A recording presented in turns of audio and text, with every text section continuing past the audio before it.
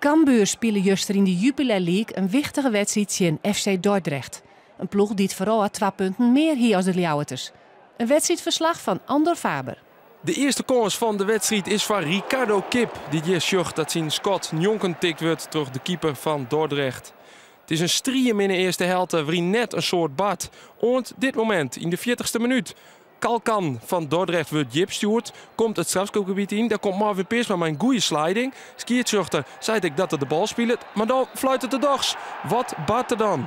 Even zien, hij wiest naar de hoorn. Skiertzuchter roept hij, jouwt een strafschop on Dordrecht.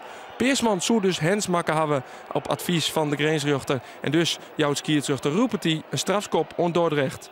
Die wordt naam terug Jafar Arias en Erik Cummins. Hij doet de goede hoek in en ik de rebound wordt mist terug Arias. Erik Cummins, hij is de held van Cambuur. Keeperstrainer die kwam naar me toe voor de wedstrijd en zei dat hij hem rechts van mij laag schoot. Dus nou ja, ik probeerde een beetje uit de tent te lokken door iets een stapje naar rechts te doen, dat ik al ging. En toen zag ik hem twijfelen en toen dook ik uiteindelijk naar links en schoot hij gelukkig ook links van mij. In de tweede helft sjuggen we een oor Cambuur, een volle better Cambuur dat hem onvallend volle machine liet. Zoals hier met Isaac Calon. Hij komt naar binnen, gaat nog eenmaal voorbij, helpt uit en die bal gaat erin. Isaac Calon zet Cambuur na 54 minuten op een 1-0 voorsprong. Een mooie actie van de boetenspeler die naar binnen komt en in de vierenhoek uithelt.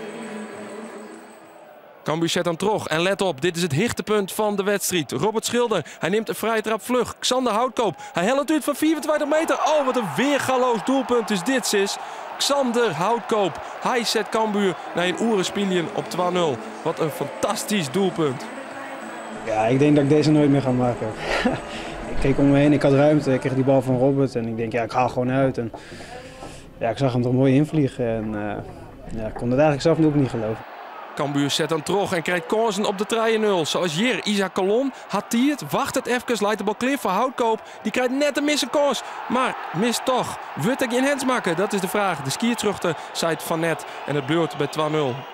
10 minuten voor 10 wordt het dochs nog 3-0. Het is een prachtige paas van Marvin Peersman die het heel beheerst aanmaken wordt door Ricardo Kip.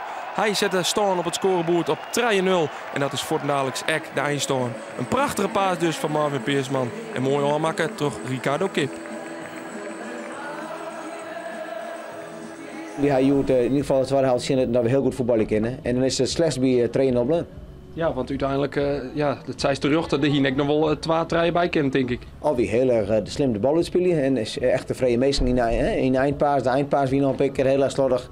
Ja, of dat echt goed uitspelen, dan wordt het voor jou 4-6-0.